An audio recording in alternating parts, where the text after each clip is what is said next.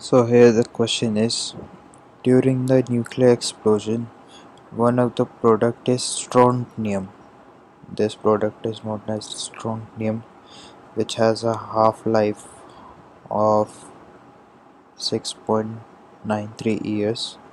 If 1 kg of strontium was absorbed in the bones of a newly born baby in place of calcium, how much time in years is required to reduce it by 90% if it is not lost metabolically?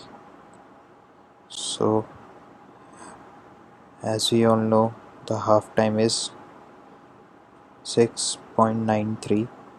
So, from there we can get lambda, which is 0.1, and after that we can find the time.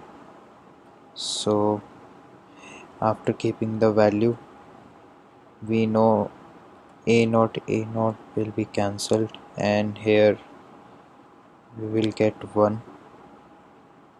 So log 1 upon 0.1 is directly 1 whole. So after solving this portion, we will get t is equal to 23.03 years. Thank you.